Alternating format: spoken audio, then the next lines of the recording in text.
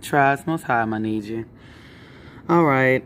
I was trying to get a screen recorder from my computer, and I can't seem to find one that actually works. So I'm just going to do this the old-fashioned way. I will leave the links to the Amarna tablets, also known as the Amarna letters, along with the Emerald tablets as well. Alright, so I'm going to get into this. I tried recording this earlier this way, and it kind of cut me off. It didn't save it. So I'm going to have to shorten this a little bit.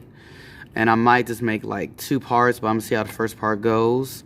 So I'll probably make this about 30 minutes. Or give or take, you know, maybe 40. Alright, so as I was saying before, with the Habiru,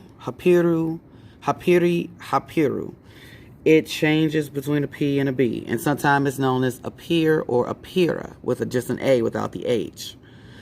Okay.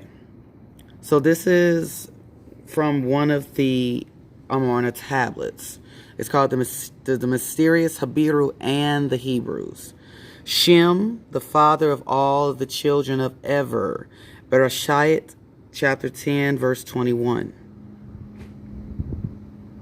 Alright, so I'm going to get into who are the Habiru.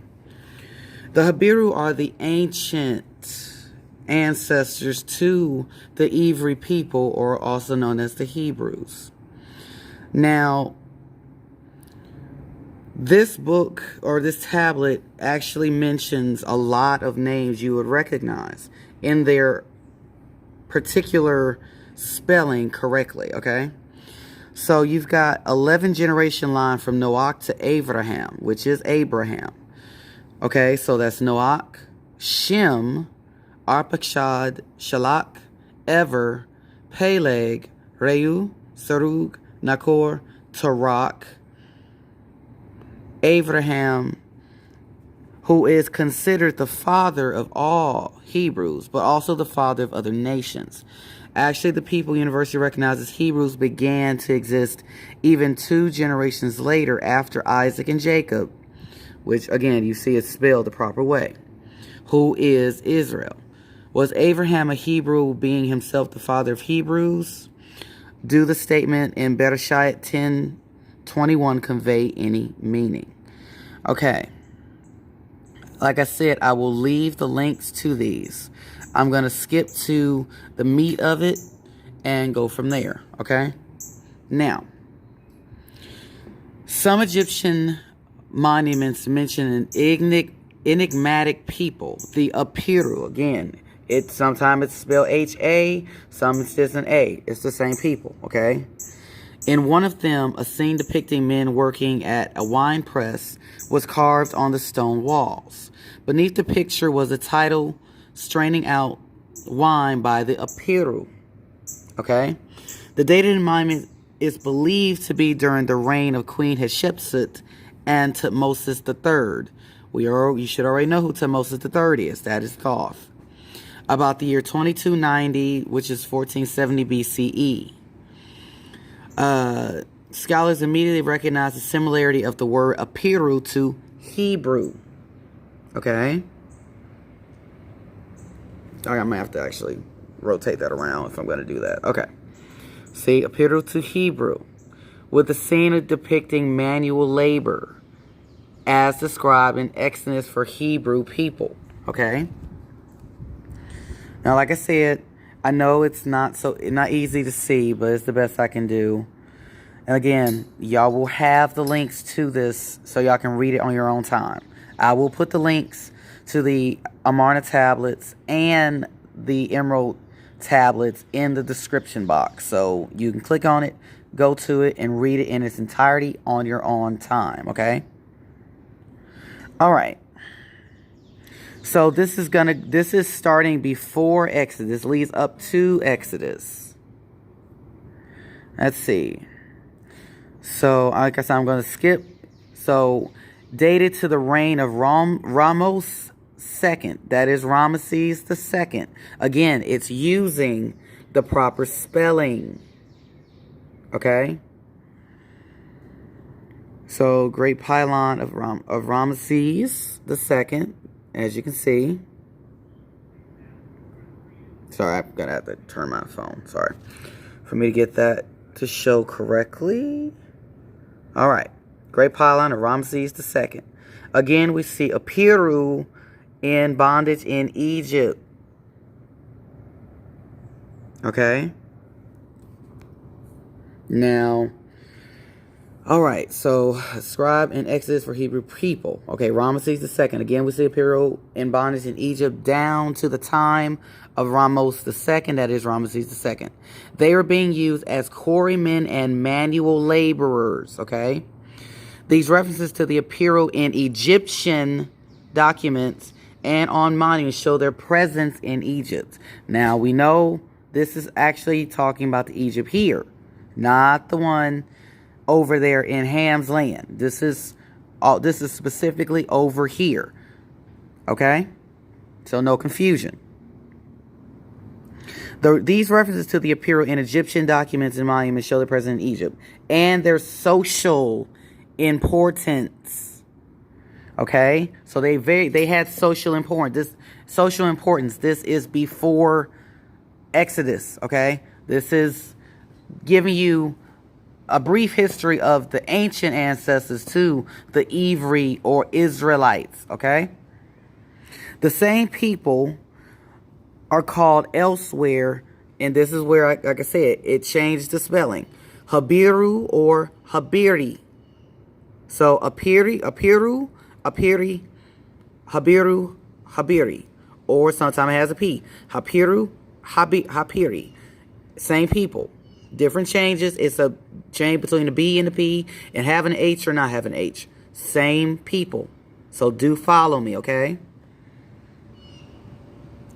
This is going to start talking about the Canaanites and how they were pretty much, how can I put this easily? The Canaanites, we already know, were basically soldiers to their Egyptian overlords, which is their Atlantean overlords, okay? So I'm going to get into part of this. These references to the Habiru in the Egyptian documents for the Habiru. Okay. Erheba, that is his name. Let's see. Far more important here. We'll go. Erheba, the Egyptian ruler in Jerusalem, wrote a series of letters to the king. Okay. Now, Egyptian ruler just basically means he's occupying. He's literally, most soldiers, they have some kind of control. Okay. But he's not a king or anything. He's more like a manager, so to speak. Someone that's put in charge, okay? He's not a king. Because it's going to get into it that he's talking to his Egyptian overlords who are the actual kings over him. Okay? So Erheba, the Egyptian ruler in Jerusalem, where's Jerusalem? South America, Jerusalem, wrote a series of letters to the king in which he complained about the Habiru. The Habiru were plundering the lands of the king. He's not talking about himself. Erheba wanted to know why the king was leaving them to behave this way. Why was he not sending archers to protect the king's properties, who are his kings? The Atlanteans are his Egyptian overlords. If he did not send military help, the whole land would be given to the Habiru. See? Will be given to the Habiru. And this lines up with the book of Joseph. Okay? Or Joshua, sorry. Well, yeah, Joseph. Joshua. Yehoshua, so yes, Joshua. Let's see.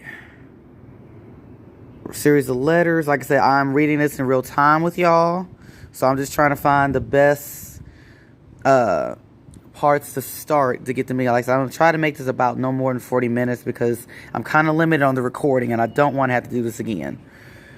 As far as, repeating the same information. Because like I said, I might make a part 2, but I'm going to see how this part 1 works, okay? All right. So the king did not send help, okay? If the events of this period were those described by Yehoshua, that's Joshua, in the scriptures, they would place the Exodus prior to the 14th century BCE, in agreement with more traditional estimates. Okay? The activities of the Habiri in southern Canaan, where is Canaan, Maniji? South America, concerns many scholars. They believe this area was not attached to Israelite territory until much later. However, chapters 10 to 12 in the book of Joshua describes just such conquests, with the very names listed in the Amarna tablets, including Lachish, Gezer, Gath, and the king of Jerusalem. Okay? A quote from one tablet shows the state of affairs. See the deed of Mikilu and Shuardata have done to the land of the king, my lord. This is Erheba talking to his king. They have troops of Gezer, troops of Gath, and troops of Kela. Okay? These are Habiri people. Okay? Kela is Habiri. Gath and Gezer are Habiri people. They have seized Shuardata and have done to the land of the king, my lord. To the land of Reboot, okay? So the Kila, the Gath, and the Gezer, they have plundered the land of Reboot. The land of the king has fallen away to the Habiri. It's fallen away to the Habiri. And now even a city of the Jerusalem district. Okay? Let's see. And now even a city of the Jerusalem district. Bit Ninib by name, a city the king might, let's see. Okay, city by the name of, by the name of the king has fallen away to the side of the people of Kela. That's Habiri people. Okay, Kela, Habiri. They're Habiri people. It's a tribe of the Habiri. This is the Kela. Let the king listen to Erheba. I told you. Erheba, your servant. He's talking to his Egyptian overlords.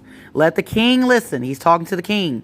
He's telling king, listen to Erheba, your servant. Send an army of archers that they might restore the land of the king to the king. For if there are no army of archers, the land of the king will fall away to the Habiri.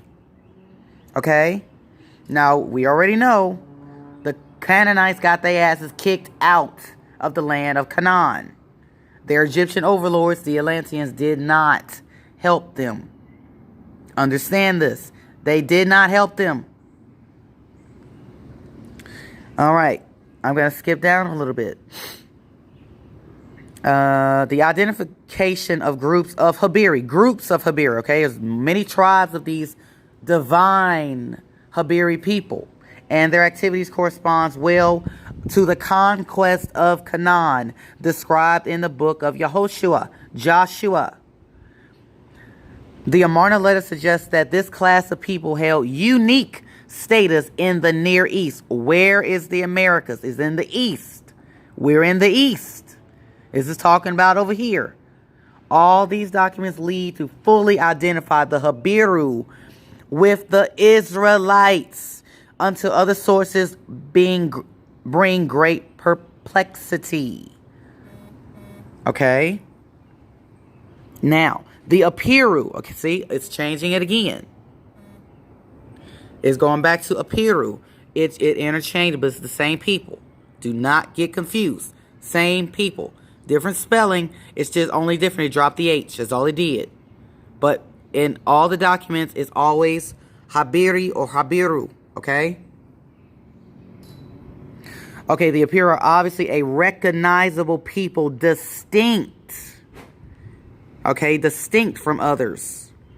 If the Apiru were Hebrews, not all of them were descended from the original 12 tribes. And other Semitic groups, maybe the Hyksos among them, were included. The span of dates covers the period of the exile in Egypt. and also well after the Exodus. It seems evident that not all Habiru left Egypt. Not all of the Habiru left. These are the older ones. This predates Abraham by a few hundred years, actually. And I'll scroll back up so as you can see that where they put that. It's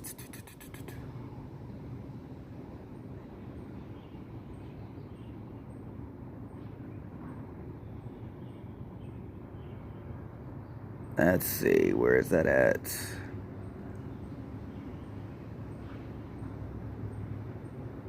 Okay. What is the meaning of this statement? Okay. Fifth of 11 patriarch Noah to Abraham mentions a particular way with ancestors with special descent that actually begins 6 generations later. The genealogical line splits into 2 branches after him, implying that many peoples are his children before Abraham was born, including the branch which Abraham does not come. There was multiple before him. Let's see. Okay. So, let's see. Habiru are Hebrews, not all of them. Okay. Original, so the span dates here. Let's see. The earliest Habiru. Okay. If seems excellent period. Do y'all watch this in real time with me? So just bear with me. I'm just trying to get the meat of this. And again, like I said, y'all can read this on your own time. Okay? The span of days covers the period of exile in Egypt as well as the Exodus. It seems evident that not all the people left Egypt. Some remain behind. This means not all Semitic peoples in Egypt joined the Israelites, though many did. Although not all not of tribal identity with a specific geographical location, it was given special regard. The Habiru did not have a set geographical location. They were nomadic. They were given the ability to go wherever they chose to go. This is prior to the Ivri. This is the Habiru, the original ones, okay? They didn't need an Exalarch. They already had the divine abilities, and I'm going to get to that part here in just a moment. The earliest known reference to the Habiru are from Sumer. They've been talking about Sumer, Sumerians. They've been telling you, okay. And date the 3rd dynasty of around the year 1760, which is 2000 BCE. A characteristic of this period was the expansion of Semitic peoples, mainly native Akkadian-speaking groups. Concurrent with this influx of Semites, the terms Habiru began to appear in Sumerian documents. The documents show that the Habiru and or Habiru were a new element in society. They were attempting to establish themselves, and that the judicial system was having difficulty defining their legal status. All Sumerian records show the Habiru were active in service roles in the community, as well as the Israelites did in Egypt. Later, the court of who? Nebuchadnezzar. You may recognize that name. Excavations of Kotepe and Asa'r in ancient Anatolia uncovered several boards of letters and legal economic texts belonging to Assyrian trading stations of the old Akkadian period. Okay? Again, all of this stuff is here in the Americas. This is the old world. Let's see. Among these documents was a letter from one Assyrian merchant to another requesting that he seek the release of Habiru men who were in custody at the palace of Shalashue,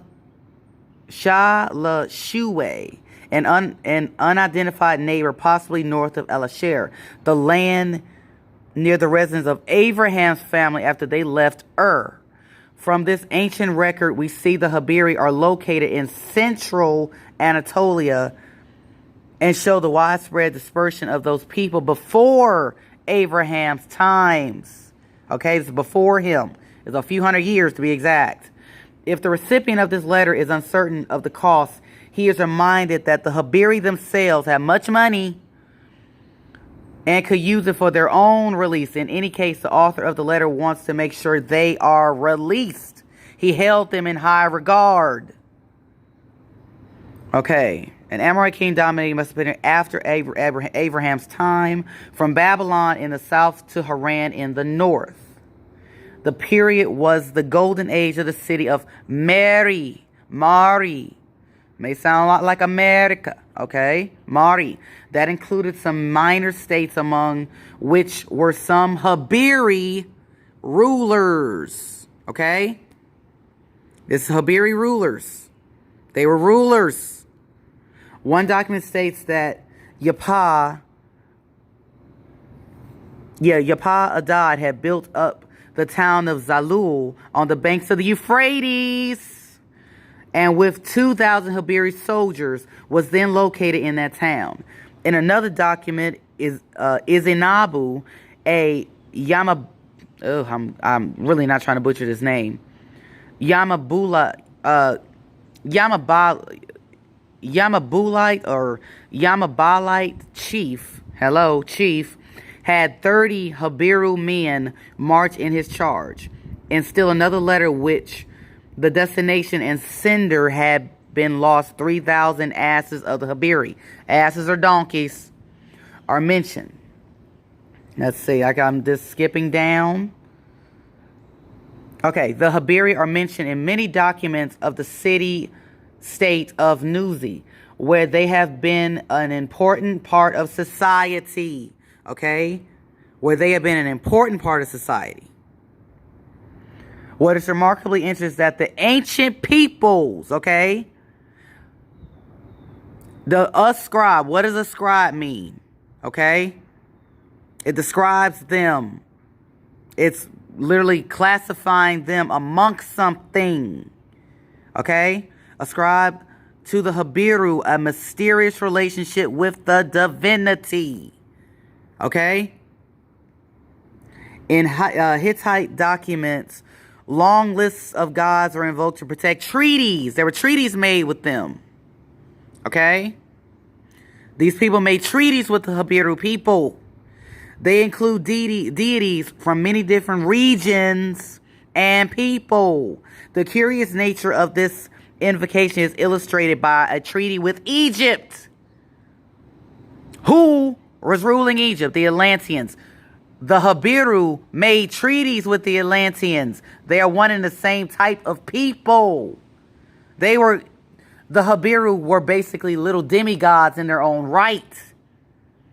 So don't down the demigods when the ancient ancestors to the Hebrew people, the Hebrews, were demigods in their own right. And I'm going to get to what I mean by that, because this read along. The list includes with the following words and so on too. The Habiru gods, okay? They're calling the Habiru gods. Okay? They're telling you right there. These people were divine in every aspect. They were demigods in their own right. The Habiru gods. Significantly, the Habiru and or Habiru Elohim had special mention. And although they are not identified by name, they also could not be forgotten. The same particularity has been found in Assyrian temples, in which Habiru are mentioned among, here you go, they're mentioned among the deities. Among them. It just told you the Habiru gods. These people are referring to these people as gods. Deities. Mentioned among the deities. The mention of the Habiru among a list of deities shows explicitly that they were considered of having divine origins.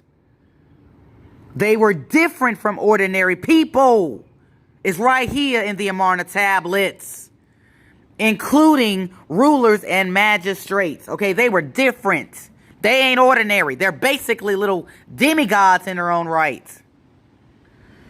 Several Assyrian omen texts were discovered in which it appears the Habiru were associated with ominous celestial phenomena and with some unknown afflictions. They were thought to carry, here you go, they were thought to carry divine powers. They were gods. They were gods in their own right. Do not sit here and down demigods when your ancestors, your ancient ones, prior to Ivri, were the Habiru, who were basically demigods in their own right. All the Exilars got the powers of, divine powers, but the people didn't. That stopped with the Habiru. But they had their own. They didn't need an Exilarch. In Egypt, the Apir, here you go, Apir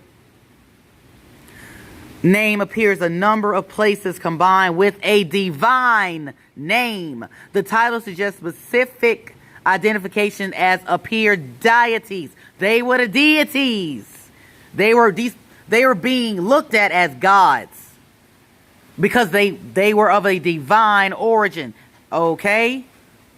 Anatolia, the Mesopotamian basin to Egypt, the Habiru were regarded with special social and religious status. Based on the historic evidence, an association of the Habiru with divinity cannot be avoided. While the exact significance of these references is unknown, it would not have been possible for the people who lived, worked, and traveled with Habiru to ignore the divine association. That factor must have been present in the mind of everyone. It was universally recognized and accepted. They were of a special genetic stock, a chosen people. Okay? Any questions? The result of this research leads to the following conclusions.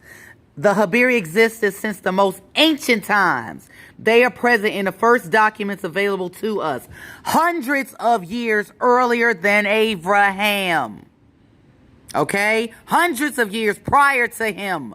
Same family, but they predate him. They were scattered all over Near East, from Egypt to Mesopotamia, to the extremities of Assyria, along the coast of the Mediterranean, all through Canaan. Okay? We know Canaan is in South America. Like I said, I'm skipping through. They also brought a genetic line down into historic times, with Abraham chosen as the outstanding representative of that blood blessing. Okay? The Habiru had a deity whose name was unknown to other peoples and also to themselves, as the name was not revealed to anybody before who? Moses, Moshe Rabbeinu. The fact that their divinity's name was unknown is further proof that identifies them with the children of Ever. I'm going to get into the children of Ever. I'm going to show you the timeline, okay? I'm going to get to that towards the end. Enigmatic Melchizedek, Cohen of Elo Elyon. Bereshit, chapter 14, verse 18. Whoever he was corresponds to the characteristics of the Habiru authority, holder of the original spirituality which Abraham himself followed. He followed the code of the Creator. Their bondage in Egypt is now better understood. It was an economic bondage contracted during a time of need. They brought food and shelter in Egypt by selling their services under established practices of those days. Succeeding generations were born into that bondage. Now, this is the generations after that were born into it. Okay, these are their descendants. Succeeding generations were born into that bondage for lack of means to buy their freedom. The Egyptians, now you have to realize, the Egyptians, they're not talking about the Atlantean Egyptians. They're talking about the Canaanite. Let me give you a little brief thing about Ramesses. After Tutankhamun left or died, he was amongst that line with Thutmose I. He was in that family. After that, Aya, A-Y-E, assumed the throne for 4 years. And then his army general, Ramesses, okay, assumed the position of authority and became a pharaoh. He wanted to be worshipped like a god. If you remember going back into what I was showing you, the Canaanites were always soldiers to the Atlantean overlords, their Egyptian overlords. The Canaanites were their soldiers. Which tells you right there, Ramesses was a Canaanite soldier. He wanted to be worshipped like a god. That's why it was Ramesses who came up with I am the moon, I am the sun, I am the moon, I am the day, and I am the night. He wanted to be worshipped like a god, but he was not a god. He was a Canaanite. Prior to that, the Habiru people were mixing with the Atlanteans, hence getting your demigods of fallen angel, which again, a fallen angel is not fallen. They chose to go below the barrier. I will show you that in the Emerald Tablets where Thoth told you they chose to go below the barrier, below the firmament. They chose to do it, to live amongst the children of men. But they were mixing with the Habiru.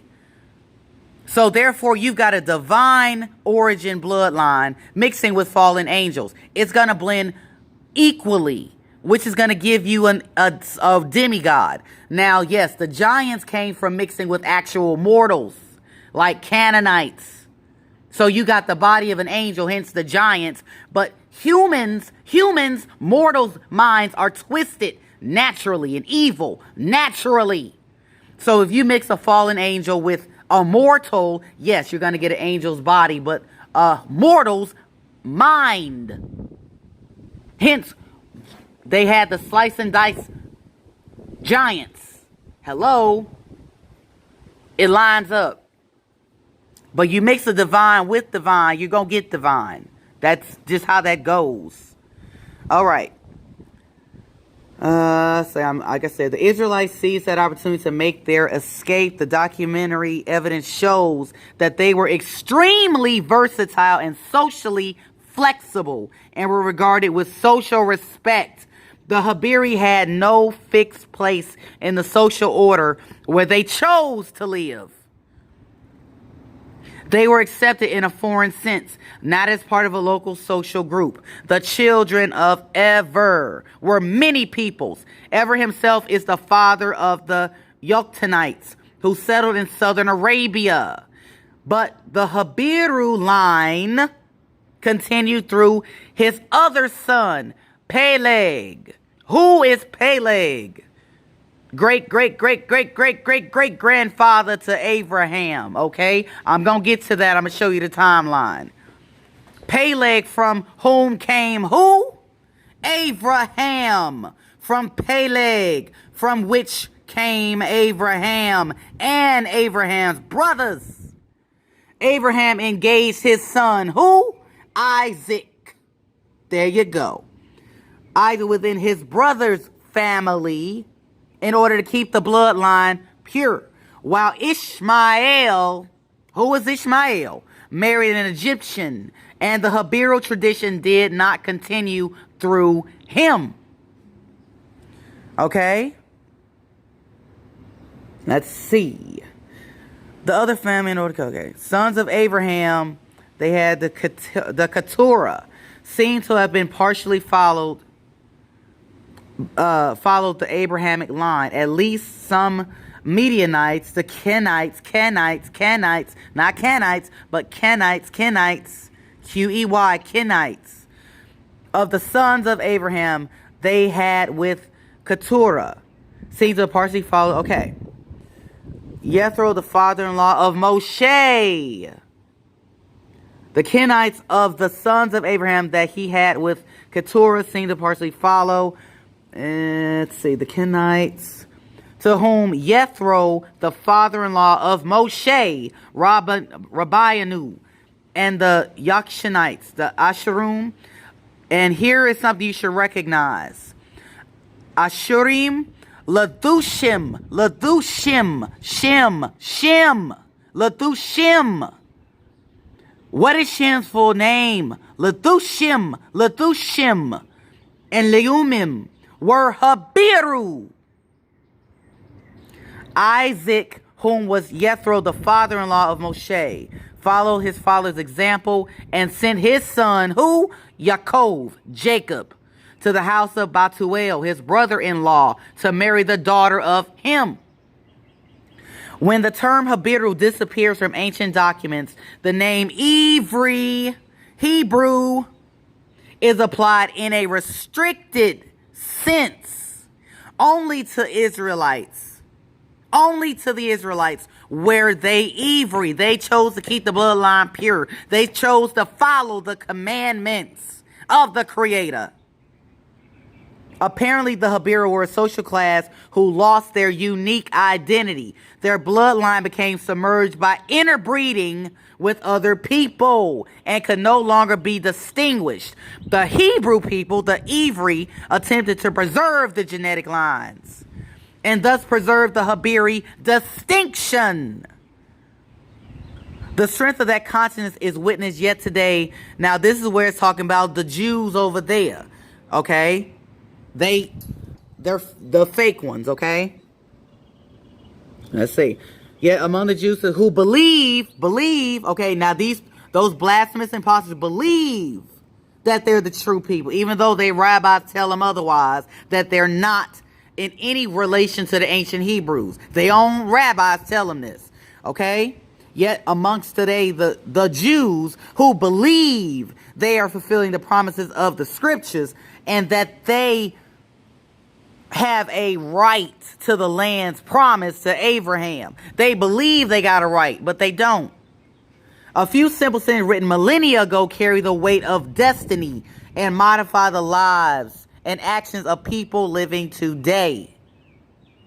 The Hebrew tribes were Habiru, but not all Habiri were Hebrews. Okay? Habiri is individual. Habiru is the people collectively. Habiri is individual. So there were individual Habiris who were not all, the Hebrew tribes were Habiru, okay? But not all Habiru Hebrews. Not all of the Habiri chose to keep the code. Not all of them chose to not keep the bloodline pure, okay? The Israelites came out, the Israelites came out of that special people and thus acquired the Ivri, which is Hebrew name. The statement in Bereshit that Shem was the father of the children of Ever. I'm about to get into Ever here in just a moment. Ever now has a different meaning. The Hebrew and or Habiri were the children of Ever, as the genetic line was remembered by the later Jewish scribe. What is a scribe? Translator. Okay, they were transcribing stuff, uncovering stuff. That's what a scribe is. The brief survey casts light on the antecedents of the Hebrew people. The children of what? The children of Israel. It offers some insight into the selection of Abraham, the Habiri. Abraham was a Habiri as the father of many nations. Therefore, Abraham was both Hebrew, Habiri, and the forefather of Hebrews, the Israelites. They saying he's the father of many nations because Ishmael was his, offspring. Now, here is the timeline I was telling y'all about. Habiru, that's in blue. Okay, that's in blue. Non-Habiru is in white. Partially Habiru, that's just your half-breeds, half Habiru, half whatever other nation, okay? They make the distinction, blue, half have white, okay? Here's Shem. Now, Shem's seed was chosen to be able to carry the seed. The seed that would lead to the blood blessing, okay? Shem. But you see, Shem's name is in white. Non-Habiru, okay? He was non-Habiru. His son, I already went through the names in the beginning of this video. Arpakshad, Shalak, and then who? Ever. Ever is a what? Ever is Habiru. Ever is what? Habiru. Okay? Here is Ever's offspring. Ever. Peleg. Who is Peleg? Peleg. Abraham comes from Peleg. I told you his great-great-great-great-grandson is Abraham. Okay? Peleg is in blue. He is fully, okay, Habiru. Okay? You got Peleg. And then Peleg's son, Reu. And then Reu's son, Sarug. His son, Nachor. And then Tarak. Okay? Ever had another son, Yoktan, who was, as like I said, partially Habiru. He was half Habiru, half another nation. Okay? Tarak. Okay? Abraham comes from Tarak. Tarak is his daddy, who was also Habiri. Okay? Tarak had another son, Nachor, who's a what? A Habiri. And then another son, Haran, who was not. He was non-Habiru. But here's Abraham's line. Isaac, full Habiru. Ishmael, non-Habiru. Abraham had other sons. Zimram was Habiru. His name is fully in the blue. So he was Habiru. But his other sons are in that half and half part. Yokshan, Midian, Medan, Yishbak, and Shuach. Okay? That's Abraham. Now, Abraham's brother, Nachor, had a son, Batuel, who was Habiru. It's in blue. Fully Habiru. And his other sons, Uts, Booth, Kamuel, Kased, Hazo, Pildash, and Yitlaf were all Habiri. Okay? Fully. Here's Isaac's timeline. His son, Rivkah. They're linking Isaac with Yaakov, Jacob. But he had another brother, Rivkah, who was also fully Habiri. Batuel's line, actually I take that back. Isaac's son was Jacob. So Nachor's line is Batuel, which gives rise to Rivkah, which is also connected to Jacob. Batuel had another son, Lavan, fully Habiri. Jacob, Israel, Yaakov, Israel. There you go. Gives rise to Leah and Rachel, who are what? Fully Habiri. Which gives rise to your Israelites, who come from Jacob and Rachel and Leah. Give rise to your Israelites through Abraham, going back to Abraham's father Tarak, his grandfather Nachor, his great-grandfather Sarug, his great-great-grandfather Reu, and his great-great-great-grandfather Peleg, who is the son of Ever. Shem is Ever's father, but Ever's the one that had the blood blessing through Shem. All right? I hope, like I said, I'm going to leave these links in here so y'all can see it. Now I'm going to go briefly to the Emerald Tablets so I can go ahead and dispel this demonization of Thoth, because that's wrong. You don't understand him, don't dog him. A literal translation and interpretation of one of the most ancient and secret of the great works of the ancient wisdom. Now Thoth knows who his master is. His master is the creator, whom he calls the dweller. Okay? Now I'm just going to skip through. I'm going to give you a brief synopsis of tablet 1. And then I'm going to go into tablet 2. Okay? Read and be wise, but only if the light of your own consciousness awakens the deep-seated understanding which is an inherent quality of the soul. Hell, Thoth ain't evil. Stop making him out to be that way. The history of Thoth, the Atlantean. I, Thoth, the Atlantean, master of mysteries, keeper of records, mighty king, magician, living from generation to generation, being about to pass into the halls of Amenti. He himself did not construct the halls of Amenti. He didn't do it by himself.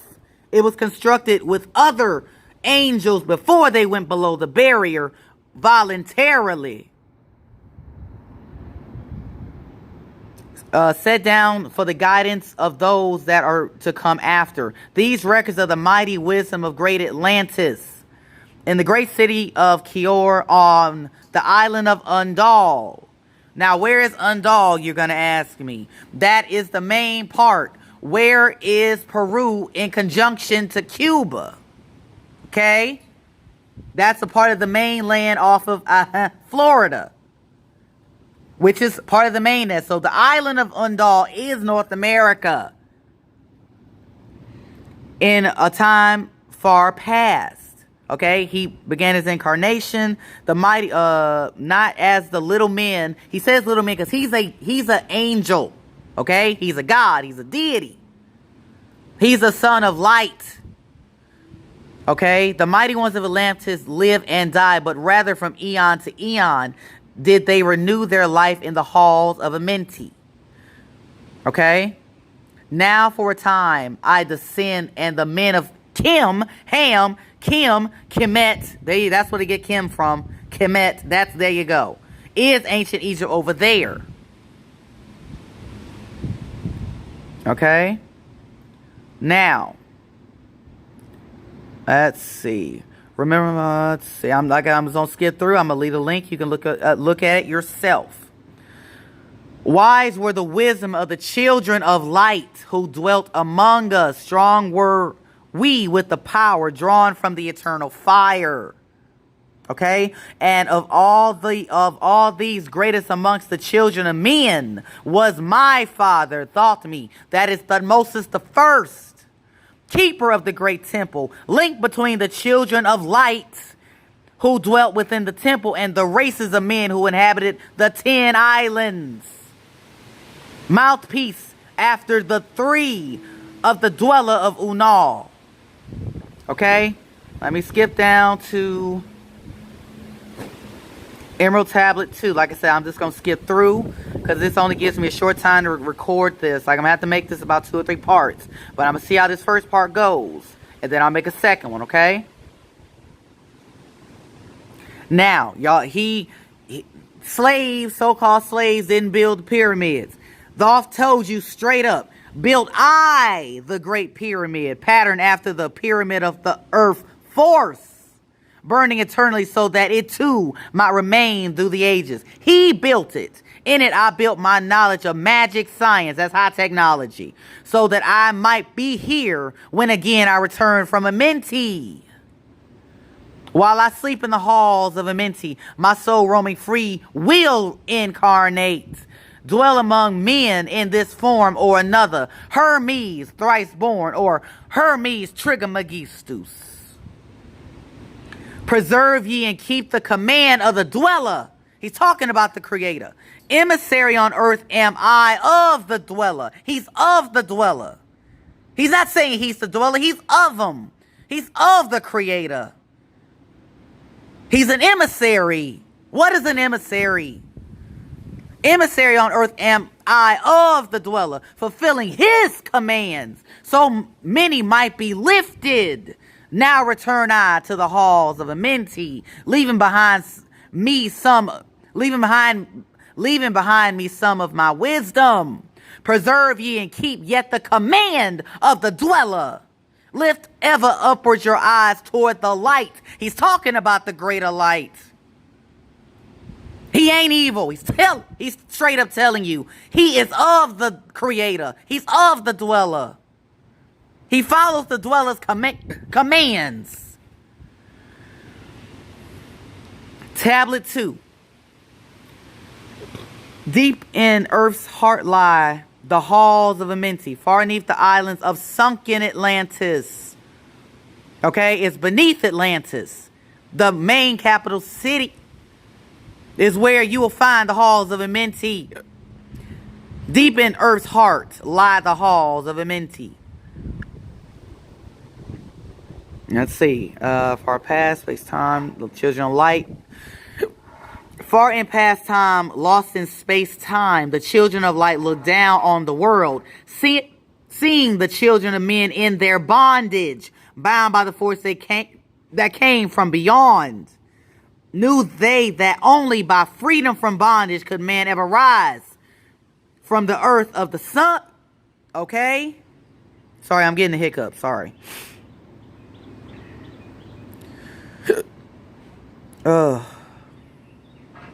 Trying to get to where he's talking about the dweller and how he destroyed Atlantis. Okay?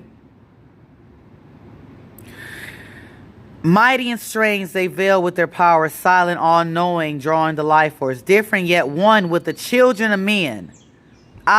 Different and yet one with the children of light. He's telling you, he's half children of man. Now he's half Habiru and half child of light, a god, an angel. Because you can't get a demigod mixing a mortal and an angel, okay? That's where you get your giants from, with a twisted mind. Okay? The Habiru were gods in their own right. Okay? Man, I hate hiccups. It messes up the way I talk. Alright. There before them I was laid by the dweller. Watched him blend with one from above. Then he came forth with a voice saying, Great art thou, Thoth, among children of men, free henceforth of the fall of the halls of Amenti. Master life among children of men.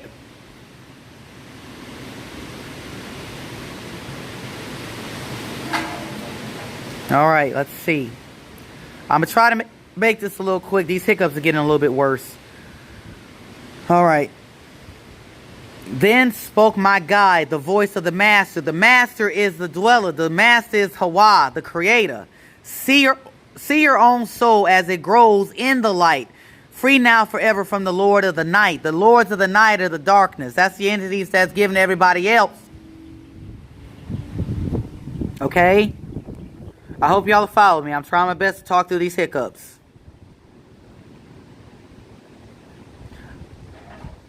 Because Atlantis was destroyed for a different reason. I read all 13 of these tablets, but I gotta try to find, like I said, I've got a limited time to be able to record this in one setting, okay?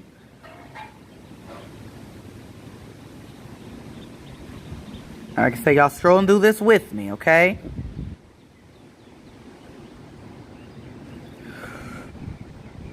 Okay, the spaceborn, the Atlantis for get wisdom, blah, blah, blah, blah. Child of the light. Teach. Okay, shining brightness, star of the morning, Thoth, the teacher of men is of all. Okay, the all is the creator. He's telling you the all is the creator. Again, read these tablets yourself. I'm going to put the links there.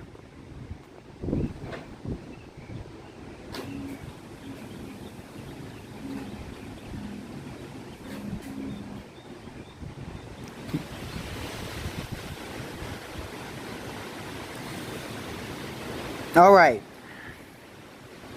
Listen ye again, O man, to my wisdom, that hearing ye too might live and be free. Not of the earth are ye, earthy, but child of the infinite cosmic light. That's the greater light. Know ye not, O man, of your heritage. Know ye not ye are truly the light? Son of the great sun, when ye gain wisdom, truly aware of your kinship with the light.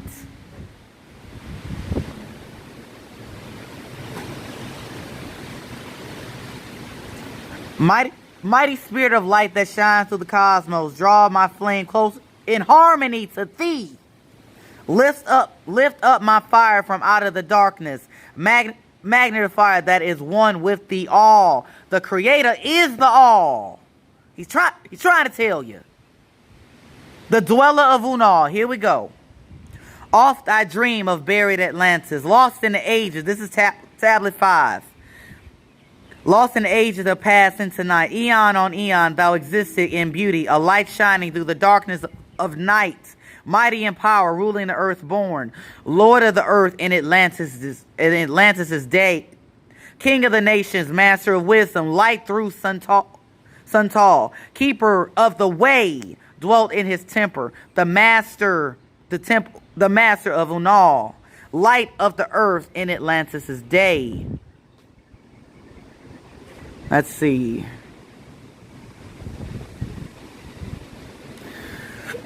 Okay. Swiftly the temple grew into being, molded and shaped by the word of the dweller.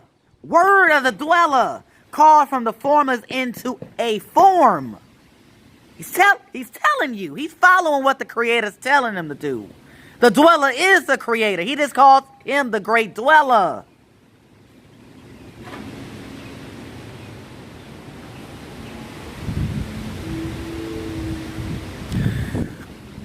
Brought he me before the dweller, deep in the temple before the great fire. Let's see.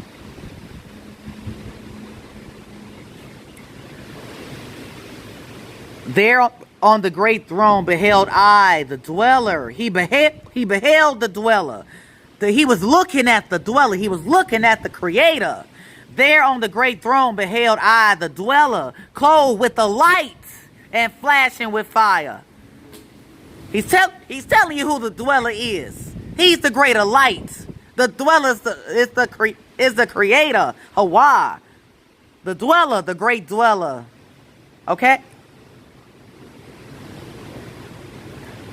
Up he arose from his anguanti. Called he the three mighty messengers. Gave the command that shattered the world. Deep neath earth's crust to the halls of Amenti. Swiftly descended the dweller. Called he then on the powers of the seven lords. Wielded, changed the earth's balance. Down sank Atlantis beneath the dark waves. Okay?